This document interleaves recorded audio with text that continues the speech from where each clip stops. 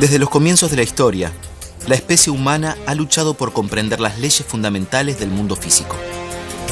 Hemos intentado descubrir las reglas y normas que determinan la naturaleza de los objetos que nos rodean y la relación compleja que tienen con nosotros y entre sí. Todas las sociedades del mundo, durante miles de años, descubrieron que había una disciplina que les permitía acceder, más que las demás, a cierto entendimiento sobre la realidad subyacente del mundo físico. Esa disciplina es la matemática. Soy Marcus du Sautoy y soy matemático. Creo que soy una especie de buscador de las reglas que se ocultan tras el caos aparente y la complejidad del mundo que nos rodea. Para encontrar normas y orden me basé en la labor de los grandes matemáticos que me precedieron. Personas de diversas culturas cuyas innovaciones descifraron el lenguaje con que fue escrito el universo. Quiero llevarlos en un viaje a través del tiempo y el espacio para estudiar la evolución de la matemática, desde su despertar hasta los temas sofisticados de la actualidad. Utilizando imágenes generadas por computadora, exploraremos los brillantes descubrimientos con que las antiguas civilizaciones lograron comprender el mundo matemáticamente. Esta es la historia de la matemática.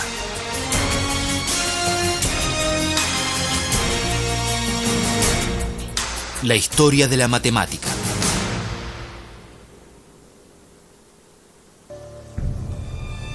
El lenguaje del universo.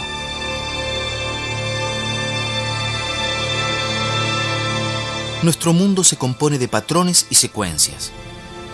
Están a nuestro alrededor. El día se hace noche. Los animales viajan por toda la Tierra en formaciones siempre cambiantes y los paisajes se modifican constantemente.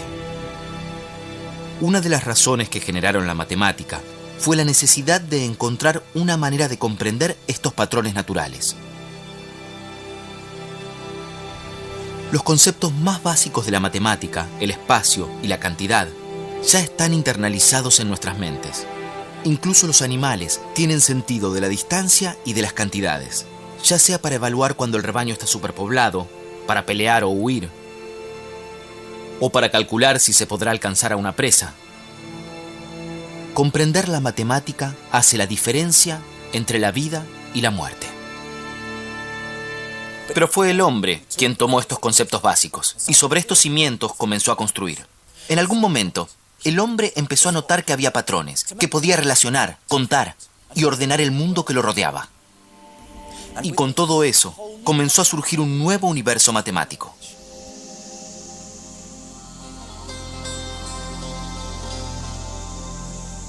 Este es el río Nilo, que fue el sustento de Egipto durante milenios. Estoy aquí porque es aquí donde surgieron algunos de los primeros signos de la matemática tal como la conocemos hoy. La gente abandonó la vida nómade y comenzó a asentarse aquí hace tiempo, desde el año 6000 a.C., donde las condiciones eran perfectas para la agricultura.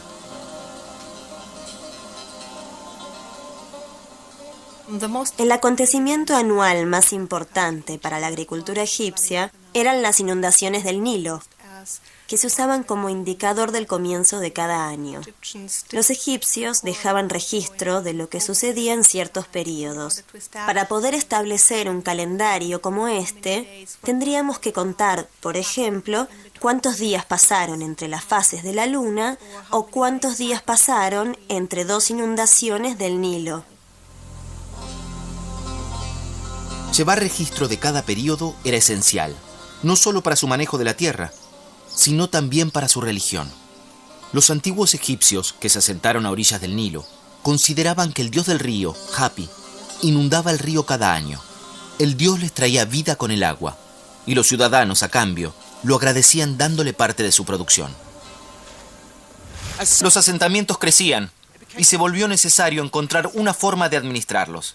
Había que calcular las áreas de cultivo, el rendimiento de esos cultivos, y aplicar impuestos.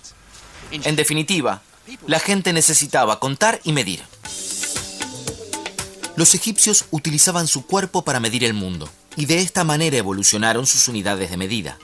Un palmo era el ancho de una mano, un codo el largo de un brazo desde el codo hasta los dedos. Los codos de tierra eran franjas de tierra que medían 1 codo por 100, y los agrimensores de los faraones los usaban para calcular áreas. Hay una relación muy estrecha entre la burocracia y el desarrollo de la matemática en el antiguo Egipto. Y podemos ver este lazo desde el principio, desde la invención del sistema numérico. A lo largo de la historia de Egipto, en todo el antiguo reino, la única evidencia que hay son los sistemas metrológicos, es decir, medidas para áreas de longitud. Esto señala una necesidad burocrática de desarrollar tales sistemas. Era fundamental conocer el área cultivable de un terreno para sumarle al agricultor los impuestos correspondientes, o, si el Nilo robaba parte de su tierra, poder pedir rebaja. O sea que los agrimensores del faraón a menudo calculaban el área de parcelas irregulares de tierra. Y fue la necesidad de resolver estos problemas prácticos lo que los convirtió en los primeros innovadores matemáticos.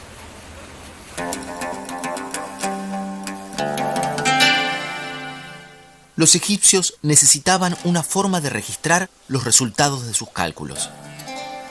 De todos los jeroglíficos impresos en los recuerdos para turistas de toda la ciudad de El Cairo, yo buscaba los que representan los primeros números de la historia. Me fue difícil encontrarlos, pero al final lo logré. Los egipcios utilizaban un sistema decimal basándose en los 10 dedos de la mano. El signo para el 1 era una barra, para el 10, un hueso del talón, para 100, un rollo de soga y para 1000, una planta de loto. ¿Cuánto cuesta esta remera? 25 libras esterlinas. 25. Sí, Entonces serían 2 huesos del talón y 5 barras. sí. Y no vas a cobrarme nada de esto, ¿ah? Sí, este sería 1.000.000. Por ¿1 Dios. No. Este es 1.000.000. 1.000.000. Sí, es bastante grande. Los jeroglíficos son hermosos, pero el sistema numérico egipcio tenía un defecto fundamental. Los caracteres se usaban aislados. O sea que una marca solo podía representar 1, pero no 100 ni 1000. Aunque se puede escribir 1.000.000 con un solo carácter en vez de los 7 que se suelen usar, si quisiéramos escribir 1.000.000 -1, el pobre escriba egipcio hubiera tenido que escribir 9 barras, 9 huesos de talón, 9 ruedas de soga y seguir así hasta llegar a un total de 54 caracteres. A pesar de la desventaja de este sistema numérico, los egipcios eran brillantes resolviendo problemas. Esto lo sabemos gracias a los pocos registros que sobrevivieron. Los escribas egipcios utilizaban hojas de papiro para registrar sus hallazgos matemáticos. Este material delicado, hecho de caña, con el tiempo se deterioró y muchos secretos perecieron con él. Pero sobrevivió un documento revelador. El papiro matemático de Rhind es el documento más importante que tenemos hoy para estudiar la matemática egipcia. Tenemos un buen panorama general de los problemas matemáticos que los egipcios tuvieron que enfrentar. También nos explica la forma que usaban para multiplicar y dividir en aquel entonces. Los papiros muestran cómo multiplican 2 números grandes. Pero para ilustrar el método, vamos a usar 2 números más pequeños. Hagamos 3 por 6. El escriba tomaba el primer número 3 y lo ubicaba en una columna. En la segunda columna colocaba el número 1. Y luego duplicaba los números de cada columna. 3 se convierte en 6. Y 6 se convierte en 12.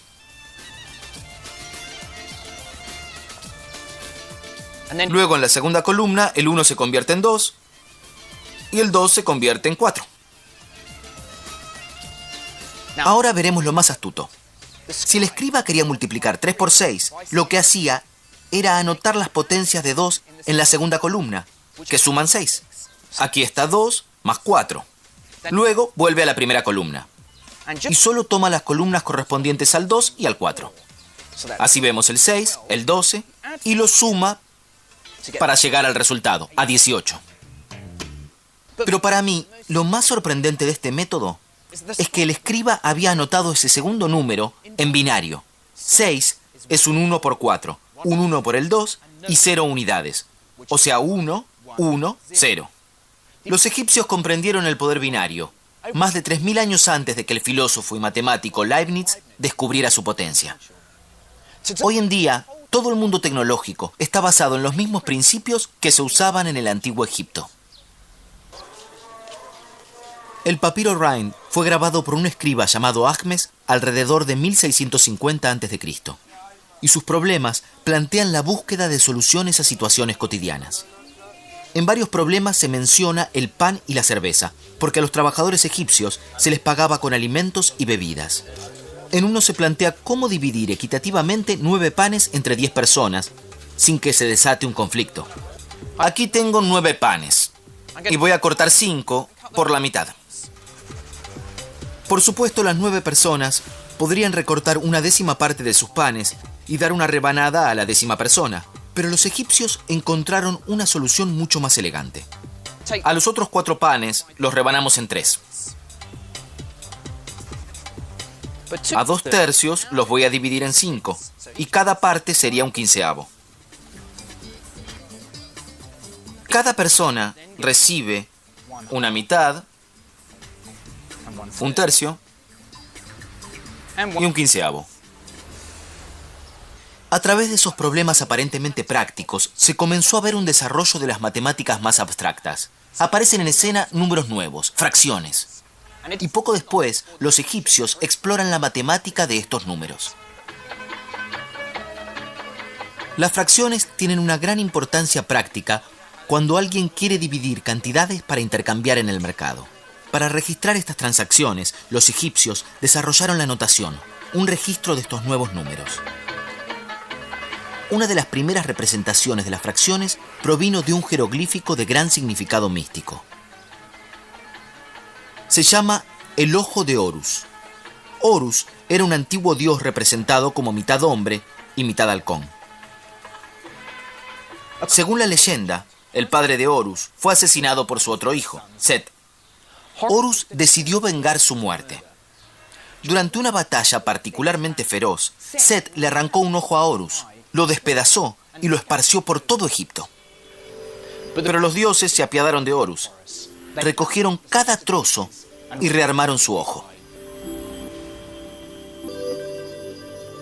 Cada parte del ojo representa una fracción diferente, y cada parte es la mitad de la porción anterior. Aunque el ojo original representaba el total, al ojo restituido le faltaba una 64ª parte. Aunque los egipcios se detuvieron en el 1/64, implícita en esta imagen está la posibilidad de agregar más fracciones, partiendo la suma por la mitad para acercarse cada vez más a 1 sin alcanzarlo jamás. Este es el primer indicio de algo llamado serie geométrica y aparece varias veces en el papiro Rhind. Pero el concepto de serie infinita permaneció oculto hasta que los matemáticos de Asia lo descubrieron siglos después. Luego de desarrollar un sistema numérico que incluía a estas nuevas fracciones, era hora de que los egipcios aplicaran sus conocimientos para entender las formas que encontraban a diario. Estas formas rara vez eran cuadradas o rectangulares, y en el papiro Rhind encontramos la superficie de una forma más orgánica, el círculo. Lo que resulta más sorprendente en el cálculo de la superficie de un círculo es la exactitud de los resultados. Aún es un misterio cómo hicieron para encontrar el método, porque en los textos no figuran los métodos, no sabemos cómo los usaban. Este cálculo es particularmente notable porque interpretaron que la forma de un círculo puede ser la aproximación de otras formas que los egipcios ya comprendían. El papiro Rhind establece que la superficie de un círculo con 9 unidades de diámetro es aproximadamente la misma que la de un cuadrado de 8. Pero ¿cómo habrán descubierto esta relación? Mi teoría favorita encuentra la respuesta en el antiguo juego de Mancala. Se encontraron tableros de Mancala tallados en los pasajes de los templos. Cada jugador comienza con igual número de piedras, y el objetivo del juego es recorrer el tablero capturando las piedras de los adversarios en el camino. Tal vez algún jugador, esperando hacer su próxima movida, se dio cuenta de que, a veces, las piedras cubrían los hoyos circulares del tablero del Mancala de un modo interesante. Tal vez siguió probando con círculos cada vez más grandes. Tal vez notó que 64 piedras, el cuadrado de 8, pueden usarse para hacer un círculo con un diámetro de 9 piedras. Al acomodar de nuevo las piedras, se vuelve a formar algo parecido a un cuadrado. Y como la superficie del círculo es pi multiplicado por el radio al cuadrado, el cálculo egipcio nos da el primer valor aproximado de pi. El área del círculo es 64. Dividiéndola por el radio al cuadrado, en este caso 4,5 al cuadrado, se obtiene el valor de pi. Entonces 64 dividido 4,5 al cuadrado es 3,16. Hay 2 centésimos de diferencia con el valor verdadero. Pero lo brillante de los egipcios es que usaron estas formas pequeñas para figuras de mayor tamaño.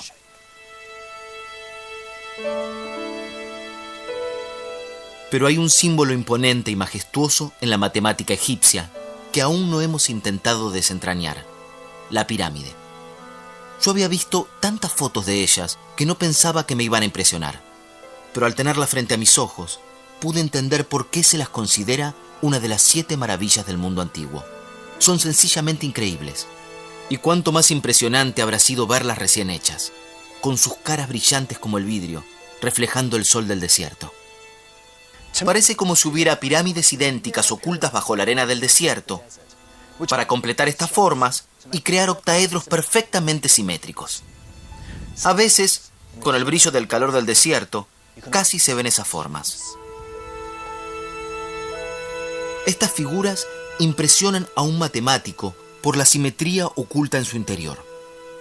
Las pirámides son algo bajas como para crear estas figuras perfectas, pero algunos han sugerido que otro importante concepto matemático podría estar escondido dentro de las proporciones de la Gran Pirámide: la proporción divina. 2 largos están en proporción divina si la relación entre el más largo y el más corto es igual a la suma de esos 2 largos respecto del lado más largo. Esa relación se considera la proporción perfecta y está presente tanto en todo el mundo natural como en la labor de los artistas, arquitectos y diseñadores de distintos milenios.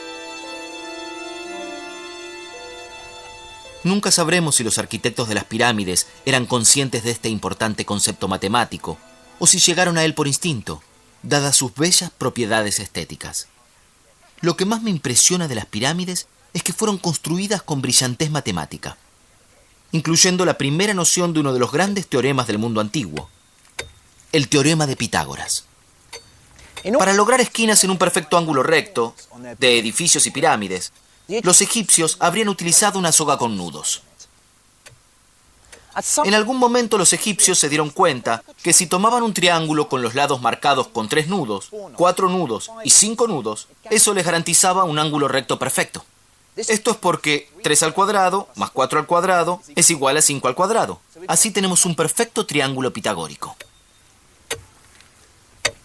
De hecho, cualquier triángulo cuyos lados cumplan esta relación me permitirá hacer un ángulo de 90 grados, aunque estoy seguro de que los egipcios no describían del mismo modo el concepto que acabo de mencionar. No esperamos encontrar algún tipo de pruebas porque sabemos que ese no es el estilo de la matemática egipcia. Cada problema se resolvía utilizando números concretos y después, si al final necesitaba una verificación, se partía de ese resultado y esos números concretos. No hay comprobaciones generales en los textos de la matemática egipcia. Faltaban unos 2000 años para que los griegos y Pitágoras probaran que todos los triángulos rectángulos compartían ciertas propiedades. Aunque esa no fue la única idea que anticiparon los matemáticos egipcios. En un documento de 4000 años llamado el Papiro de Moscú, encontramos una fórmula para el volumen de una pirámide truncada, que es el primer esbozo del cálculo aplicado. Para un país como Egipto, que es famoso por sus pirámides, uno esperaría problemas de este tipo todo el tiempo en su matemática, en sus escrituras. El cálculo del volumen de una pirámide truncada es uno de los temas más avanzados del antiguo Egipto, según nuestros estándares modernos de la matemática. Los arquitectos y los ingenieros sin duda habrían necesitado una fórmula así para calcular la cantidad de materiales necesarios para la construcción. Pero lo que muestra la sofisticación de la matemática egipcia es que lograron producir métodos muy bellos.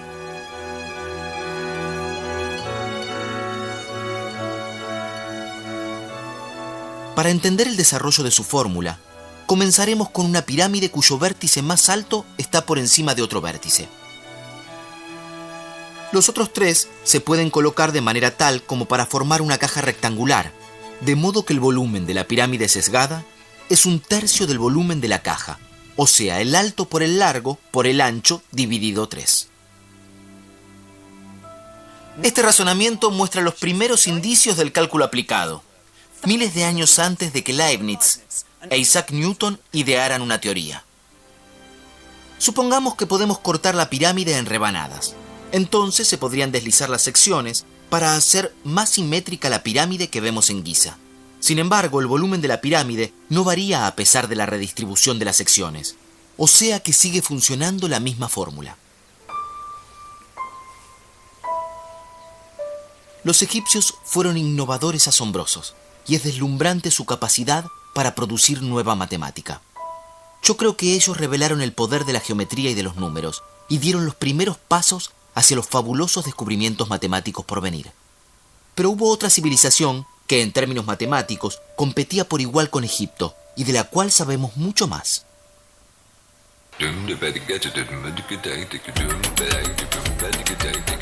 Esto es Damasco, con más de 5.000 años de antigüedad, y hoy sigue siendo vibrante y bulliciosa.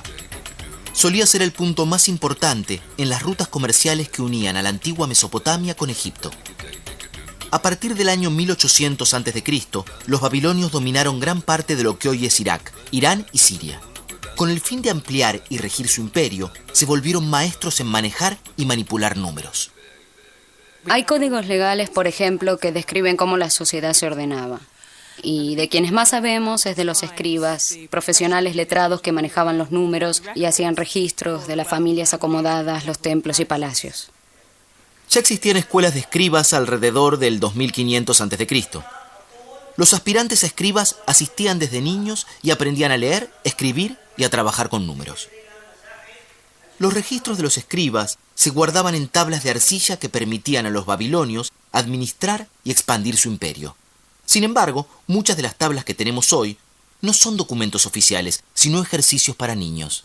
Estas reliquias nos ofrecen una extraña visión de cómo los babilonios veían a la matemática. Este es un libro de texto de geometría del siglo XVIII a.C. Y pueden ver que hay muchas ilustraciones y que debajo de cada dibujo hay un texto que plantea un problema para el dibujo. Por ejemplo, aquí hay uno que dice: dibujé un cuadrado de 60 unidades de largo y dentro de él dibujé 4 círculos. ¿Qué superficie tienen? Y esta tablilla se escribió por lo menos 1000 años después de esta otra tablilla. Pero entre ellas hay una relación muy interesante. También tiene dibujados 4 círculos dentro de un cuadrado. Pero no es un libro escolar, sino un ejercicio en el cual un escriba adulto enseña a un estudiante y le muestra un ejemplo de una tarea finalizada o algo similar. Al igual que los egipcios, los babilonios parecían interesarse en resolver los problemas prácticos relacionados con las medidas y el peso. La solución babilónica a estos problemas matemáticos está escrita como una receta matemática. Un escriba simplemente seguía y registraba un conjunto de instrucciones para llegar a un resultado. Aquí hay un ejemplo de los problemas que resolvían. Tengo un puñado de ramas de canela, pero no voy a pesarlas. Lo que voy a hacer, en cambio, es multiplicar 4 veces su peso y realizar una escala. Voy a agregar 20 shin. El shin era la antigua medida de peso de Babilonia. Voy a quitar la mitad de todo esto y agregarlo otra vez. Entonces, 2 puñados de canela más 10 shins, como vemos de este lado, es igual a un maná. Un maná es 60 shins. Y aquí vemos una de las primeras ecuaciones matemáticas de la historia. Todo lo que está de este lado es igual a un maná. Pero, ¿cuánto pesa el puñado de ramas de canela? Sin ninguna clase de lenguaje algebraico, eran capaces de manipular las cantidades para poder demostrar que las ramas de canela pesaban 5 shins. En mi opinión, este tipo de problemas es el que le da un poco de mala fama a las matemáticas. Podemos culpar a los antiguos babilónicos por todos los tortuosos problemas que teníamos en la escuela, pero los antiguos escribas babilonios eran expertos en esta clase de problemas. Curiosamente, no utilizaban las potencias de 10 como los egipcios. Ellos usaban potencias de 60. Los babilonios inventaron su sistema numérico como los egipcios, usando sus dedos. Pero en vez de contar con los 10 dedos de las manos, los babilonios encontraron una manera mucho más interesante de emplear el cuerpo.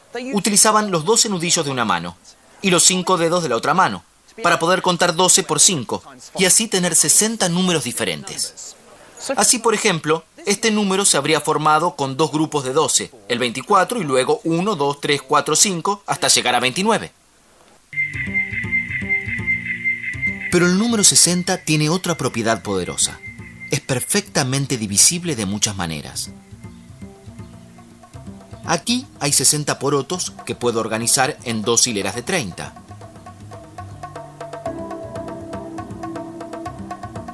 En 3 hileras de 20. En 4 hileras de 15. En 5 hileras de 12. O en 6 hileras de 10. La divisibilidad del 60 convierte a este número en una base perfecta para la aritmética. El sistema de base 60 tuvo tanto éxito que aún hoy utilizamos algunos de sus elementos. Cuando damos la hora, reconocemos unidades de 60, 60 segundos en un minuto, 60 minutos en una hora. Pero la característica más importante del sistema numérico de los babilonios es que otorga valor a la posición. Como con nuestros números decimales, en donde tenemos en cuenta las decenas o las centenas o millares. En el sistema numérico babilonio, los números se cuentan fijando posiciones sobre una base de 60. En lugar de inventar nuevos símbolos para números cada vez más grandes, ellos escribían 1, 1, 1. Así este número sería 3661. El causante de este descubrimiento fue el deseo de los babilonios de cartografiar el cielo nocturno.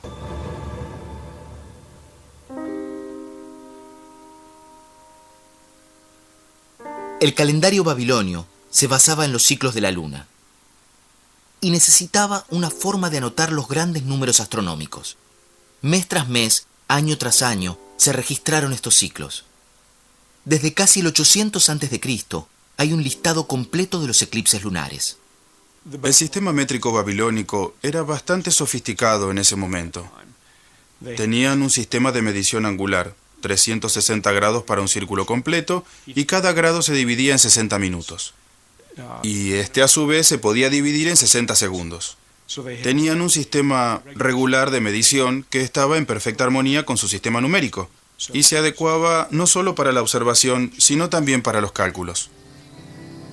Sin embargo, con el fin de calcular y lidiar con esos grandes números, los babilonios necesitaron inventar un símbolo nuevo. Y al hacerlo, prepararon el terreno para uno de los grandes avances en la historia de las matemáticas, el cero. En los primeros tiempos de los babilonios, para marcar un lugar vacío en medio de un número, tan solo dejaban un espacio en blanco, pero necesitaban una forma de representar la nada con un número. Por eso usaron un signo, como una especie de pausa o un signo de puntuación, y eso comienza a significar cero cuando está en medio de un número. Esta es la primera vez que el cero aparecía en el universo matemático de alguna forma. Pero tendrían que pasar más de 1000 años antes de que este pequeño espacio se convirtiera en un número propiamente dicho.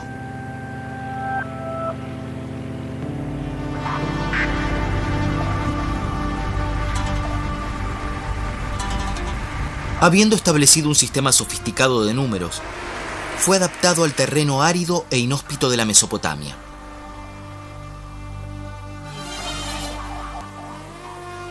Los ingenieros y agrimensores babilónicos encontraron formas ingeniosas para acceder al agua y hacer canales en los campos de cultivo.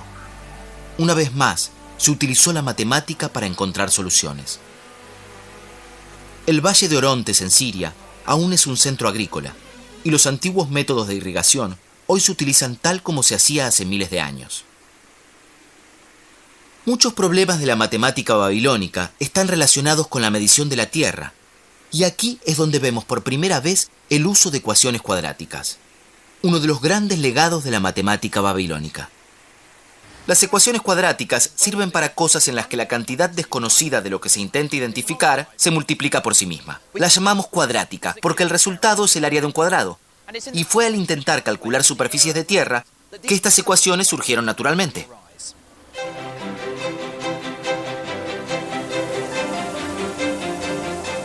Veamos un problema típico. Si un campo tiene una superficie de 55 unidades y un lado es 6 veces más largo que el otro, ¿cuánto mide el lado más corto?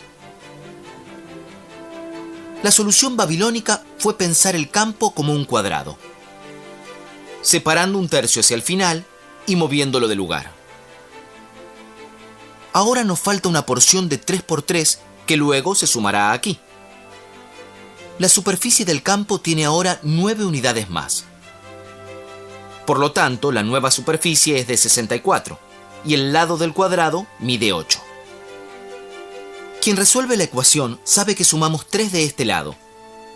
Por lo tanto, la longitud que buscamos debe ser 5. Tal vez no lo parezca, pero esta es una de las primeras ecuaciones cuadráticas de la historia. En matemática moderna, utilizaríamos el lenguaje simbólico del álgebra para resolver este problema. Pero lo asombroso de los babilonios es que hacían estos acertijos geométricos para hallar el valor sin recurrir a símbolos ni fórmulas.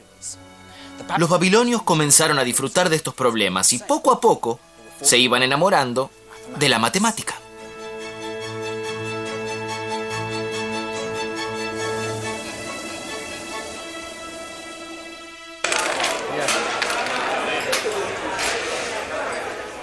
La fascinación de los babilonios por los números pronto encontró su lugar durante los momentos de ocio.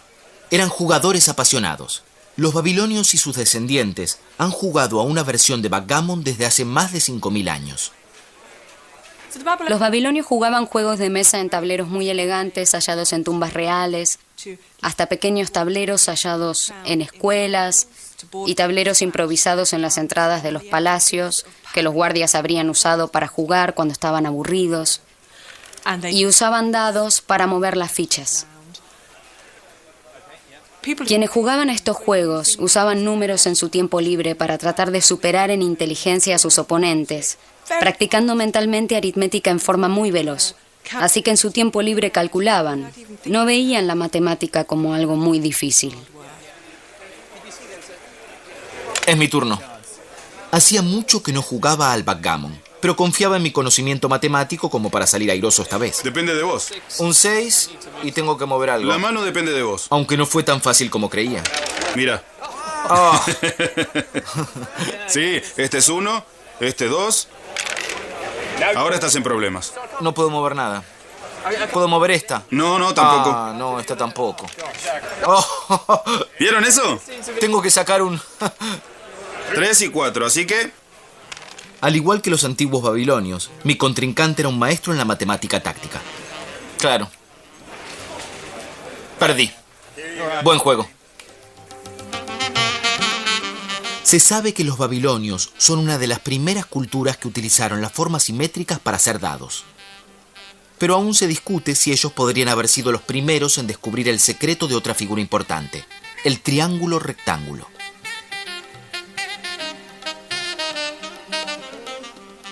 Vimos que los egipcios usaban un triángulo de 3, 4, 5 para trazar un ángulo recto.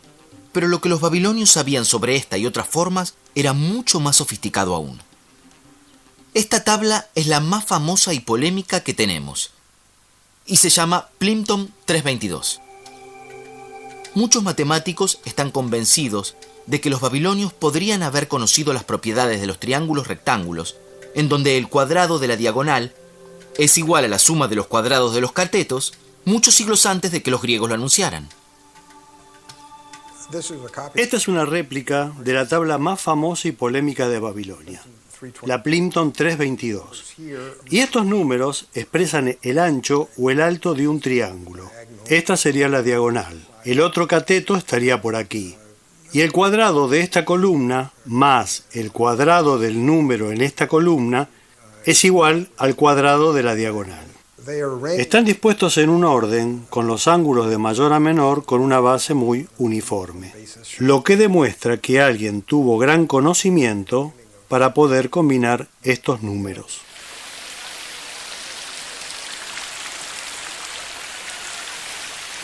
Había 15 triángulos pitagóricos perfectos. En todos, los largos de los catetos eran números enteros. Es tentador suponer que los babilonios fueron los primeros guardianes del teorema de Pitágoras. Y esta posibilidad ha fascinado a generaciones de historiadores. pero podría haber una explicación mucho más simple para los conjuntos de tres números que satisfacen el teorema de Pitágoras.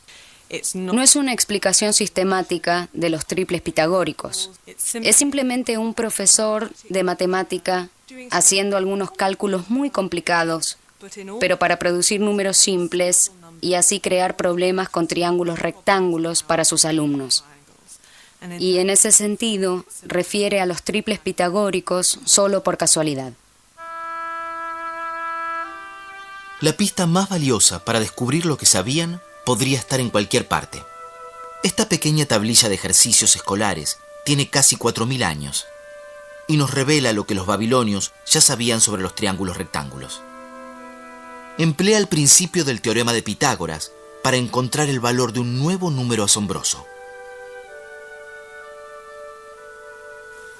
Dibujado sobre la diagonal hay una muy buena aproximación a la raíz cuadrada de 2. Y eso nos demuestra que era conocida y usada en el ámbito escolar. Ahora, ¿por qué es importante? Porque la raíz cuadrada de 2 es lo que ahora denominamos un número irracional. Es decir, que si lo escribimos en forma decimal o incluso en forma sexadecimal, este no tiene fin. Los números continúan infinitamente después de la coma decimal. Las consecuencias de este cálculo son muy importantes. En primer lugar, significa que los babilonios supieron algo del teorema de Pitágoras miles de años antes que Pitágoras. En segundo lugar, el hecho de que pudieran calcular este número con una precisión de 4 cifras decimales muestra una sorprendente facilidad para la aritmética, así como una gran pasión por los detalles matemáticos. La destreza matemática de los babilonios era increíble, y durante casi 2000 años estuvieron a la vanguardia del progreso intelectual en el mundo antiguo. Pero cuando su poderío imperial comenzó a declinar, también decayó su fuerza intelectual.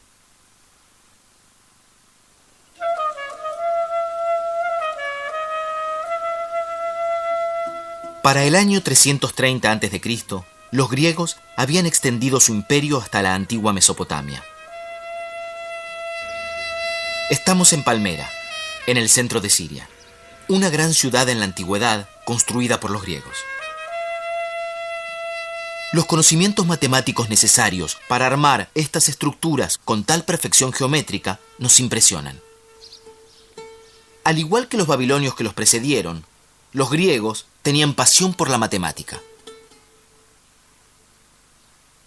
Los griegos fueron colonizadores inteligentes. Ellos tomaban lo mejor de las civilizaciones que invadían para incrementar su propio poder e influencia. Y poco tiempo después también hacían sus aportes. En mi opinión, su mayor innovación estuvo relacionada con un cambio de mentalidad. Lo que ellos iniciaron influiría a la humanidad durante siglos. Nos dejaron el poder de la verdad. Ellos decidieron que debían tener un sistema deductivo para su matemática.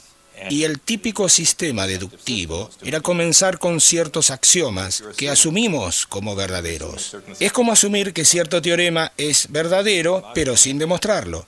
Y usando métodos lógicos y desarrollos meticulosos, con esos axiomas se comprueban teoremas y con esos teoremas se comprueban más teoremas.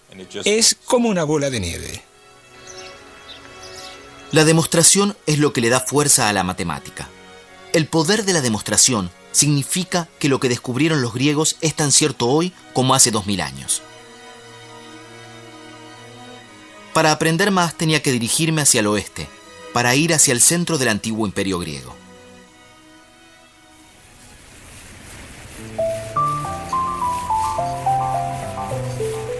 Para mí la matemática griega siempre fue heroica y romántica.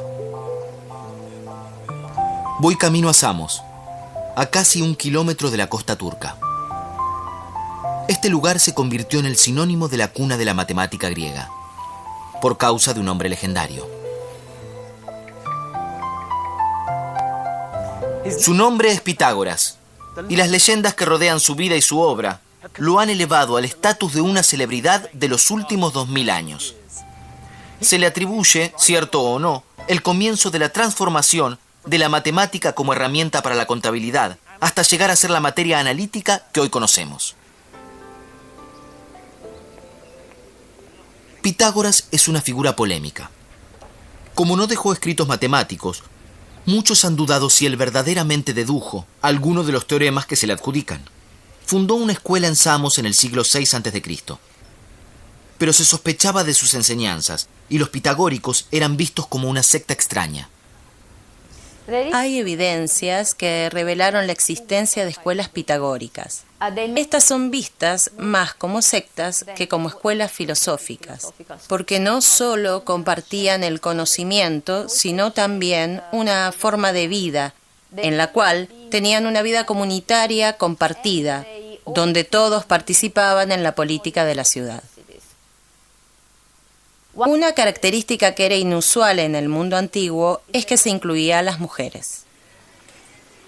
Pitágoras es sinónimo de revelar algo que no comprendieron ni los egipcios ni los babilonios: las propiedades de los triángulos rectángulos. Lo que se conoce como el teorema de Pitágoras es que en todo triángulo rectángulo, si se agregan cuadrados en todos sus lados, la superficie del cuadrado más grande es igual a la suma de los cuadrados más pequeños.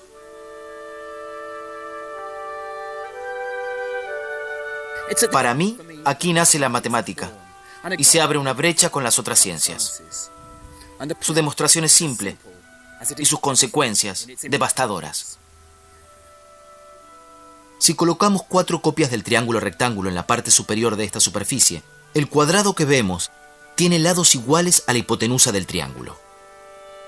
Deslizando los triángulos, vemos cómo podemos dividir el área del cuadrado más grande, y que es la suma de 2 cuadrados más pequeños, cuyos lados son los 2 catetos del triángulo.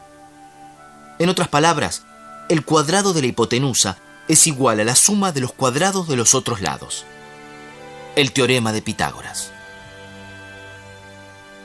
ilustra uno de los temas característicos de la matemática griega, apelando a hermosos razonamientos geométricos en lugar de basarse solo en números. Pitágoras puede haber caído en desgracia, y muchos de los descubrimientos que se le atribuyen recientemente han sido puestos en duda. Pero hay una teoría matemática que me resisto a dejar de atribuirle. Es sobre la música y el descubrimiento de las series armónicas. La historia cuenta que un día Pitágoras, al caminar cerca de una herrería, escuchó los golpes de los yunques y notó que se producían notas perfectamente armónicas. Imaginó que tendría que haber alguna explicación racional de por qué las notas eran agradables al oído. La respuesta era la matemática.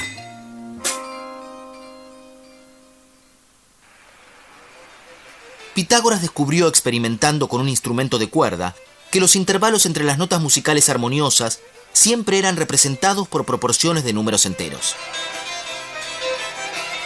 Y habría podido construir su teoría de esta manera. Primero, tocando una nota al aire en la cuerda. Luego, a la mitad de su longitud. La nota suena casi igual a la primera nota. De hecho, es una octava más alta, pero la relación es tan fuerte que ambas notas llevan el mismo nombre. Ahora, tenemos un tercio de la longitud. Tenemos otra nota armónica a las 2 primeras. Pero en una cuerda de distinta longitud, esa proporción resultará en una nota disonante.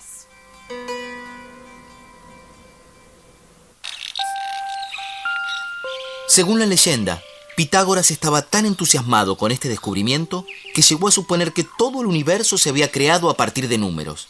Pero él y sus discípulos encontraron un desafío inquietante para su visión del mundo, y surgió a partir del teorema que lleva el nombre de Pitágoras.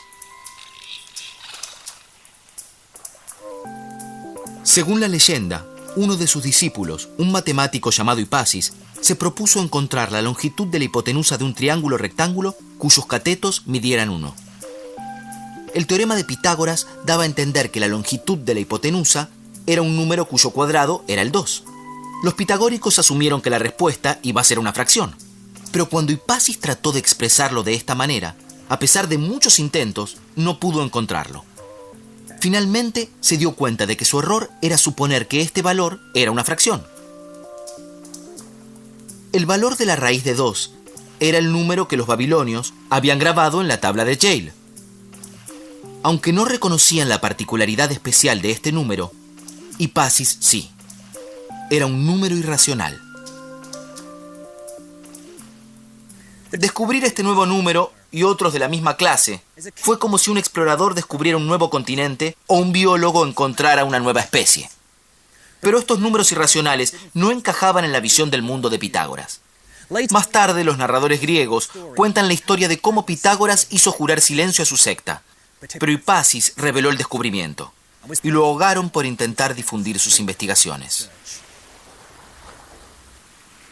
Pero estos descubrimientos matemáticos no se podían reprimir fácilmente.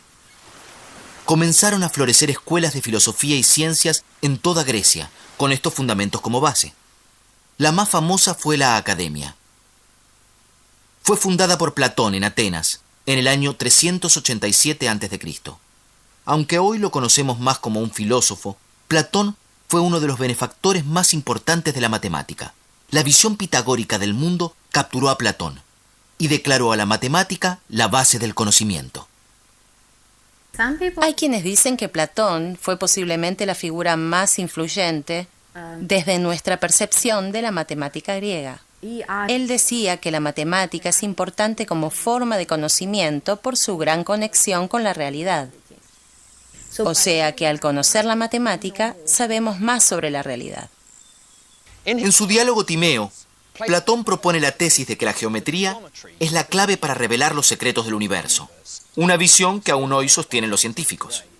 De hecho, la importancia que Platón le otorgaba a la geometría estaba expresada en el cartel que colgaba frente a la Academia: que ningún ignorante de la geometría ingrese aquí. Platón sostenía que el universo se podía cristalizar en 5 formas simétricas regulares. Estas formas, que hoy denominamos sólidos platónicos, son polígonos regulares montados para crear objetos tridimensionales simétricos. El tetraedro representaba el fuego. El icosaedro, hecho con 20 triángulos, representaba el agua. La tierra era el cubo. El octaedro de 8 caras era el aire. Y el quinto sólido platónico, el dodecaedro, compuesto de 12 pentágonos, se reservó para la forma que representaba la visión del universo de Platón. La teoría de Platón sacudió los cimientos existentes y sigue inspirando a matemáticos y astrónomos desde hace más de 1500 años. Además de los descubrimientos realizados en la Academia, los triunfos de la matemática surgían también desde los límites del Imperio griego, y mucho le deben a la herencia matemática de los egipcios y los griegos. Alejandría se convirtió en un centro de excelencia académica bajo las reglas de Ptolomeo, en el siglo III a.C., y su famosa biblioteca pronto ganó la reputación de ser la rival de la Academia de Platón. Los reyes de Alejandría siempre estaban dispuestos a invertir en las artes, en la cultura, en la tecnología, en la matemática, en la gramática, porque patrocinar las actividades culturales era una buena forma de evidenciar que tenían mucho prestigio y que eran merecedores de toda su grandeza. La antigua biblioteca y sus contenidos valiosos fueron destruidos cuando los musulmanes conquistaron Egipto en el siglo VII, pero su espíritu aún vive en un edificio nuevo. Hoy en día, la biblioteca sigue siendo un lugar de descubrimientos y estudios. Los matemáticos y los filósofos acudían a Alejandría sedientos de conocimientos y buscando la excelencia. Los patronos de la biblioteca fueron los primeros científicos profesionales y se les pagaba por su devoción a la investigación. Y de todos aquellos pioneros, mi héroe es el enigmático matemático griego Euclides. Sabemos muy poco sobre la vida de Euclides, pero consiguió sus mayores logros como cronista de la matemática. Alrededor del año 300 a.C., escribió el libro de texto más importante de todos los tiempos, Los Elementos. En Los Elementos encontramos la culminación de la revolución matemática que se había producido en Grecia. Está redactado sobre una serie de supuestos matemáticos llamados axiomas. Por ejemplo, se puede trazar una línea entre 2 puntos cualesquiera. Basándose en estos axiomas, se hacen deducciones lógicas y se formulan teoremas matemáticos. Los Elementos contiene fórmulas para calcular volúmenes de los conos y cilindros, demostraciones sobre series geométricas, números absolutos y números primos. El punto culminante de los elementos es que determina que hay solo 5 sólidos platónicos. Para mí, este es el último teorema que engloba el poder de la matemática. Una cosa es construir 5 sólidos simétricos, y algo muy distinto es encontrar un hermético y lógico argumento de que no puede haber 6. Los elementos está contado como una maravillosa novela de misterio lógico, pero se trata de una historia que trasciende el tiempo. Las teorías científicas se derriban de una generación a otra. Pero los teoremas y los elementos son tan válidos hoy como hace 2000 años. Cuando uno se detiene a pensarlo, es asombroso que enseñemos esos mismos teoremas. Tal vez los enseñamos de una manera diferente o los organizamos diferente, pero la geometría euclidiana aún es válida y aún en la más elevada matemática, al hablar en espacios multidimensionales, seguimos usando la geometría euclidiana. Alejandría debe haber sido un lugar de inspiración para los estudiantes de la antigüedad, y la fama de Euclides atraía a más jóvenes intelectuales a este puerto egipcio. Un matemático que disfrutó mucho del ambiente intelectual en Alejandría fue Arquímedes. Se convirtió en un visionario matemático. Los mejores matemáticos griegos siempre estaban extendiendo los límites, proyectándose.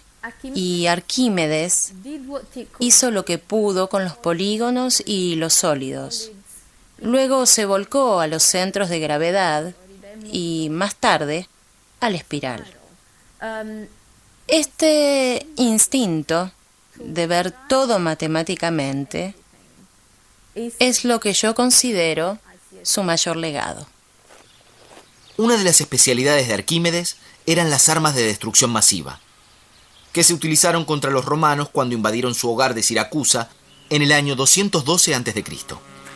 También diseñó espejos para aprovechar el poder del sol, para incendiar a las naves romanas.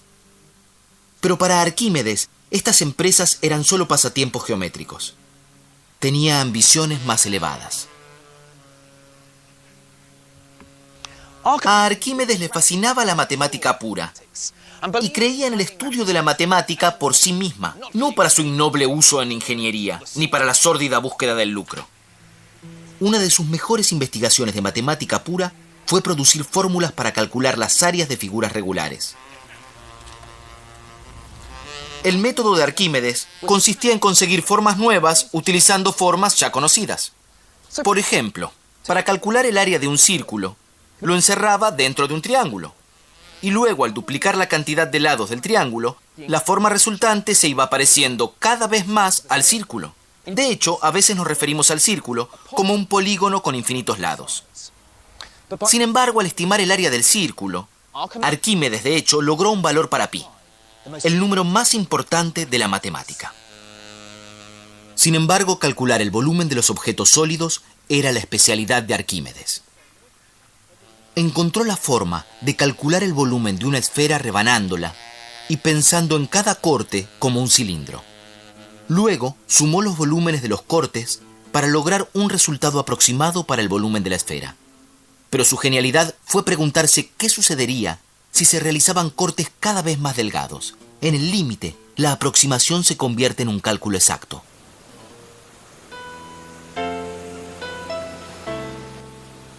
Pero el compromiso de Arquímedes con la matemática iba a ser su perdición.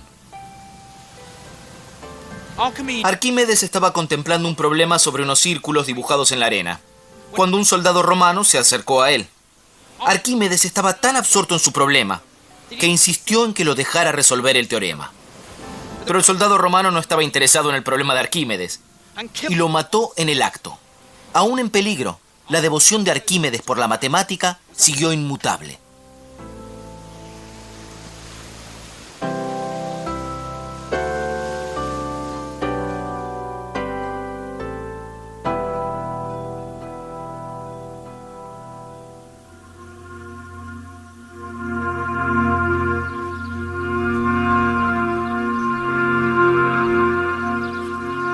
A mediados del siglo I a.C., los romanos reforzaron el control sobre el antiguo imperio griego.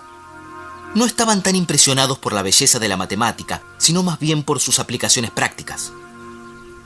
Esta actitud pragmática marcó el principio del fin para la gran biblioteca de Alejandría. Pero una mujer matemática estaba decidida a preservar vivo el legado de los griegos. Hipatia fue excepcional. Mujer, matemática y pagana en medio de un difícil y cristiano imperio romano. Hipatia era muy prestigiosa y muy influyente en su tiempo. Fue maestra de muchos estudiantes y muchos seguidores. Ella tuvo una gran influencia política en Alejandría.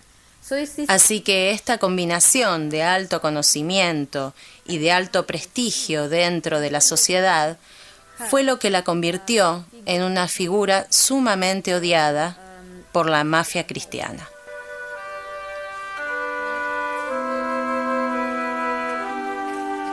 Una mañana, durante la Cuaresma, Hipatia fue arrastrada fuera de su carroza por una encendida multitud cristiana y llevada a una iglesia. Allí fue torturada y brutalmente asesinada. Las circunstancias dramáticas de su vida y su muerte fascinaron a las generaciones posteriores. Lamentablemente, su religión eclipsó sus logros matemáticos. Ella fue una profesora y teórica brillante, y su muerte representó la estocada final para la herencia de la matemática griega en Alejandría.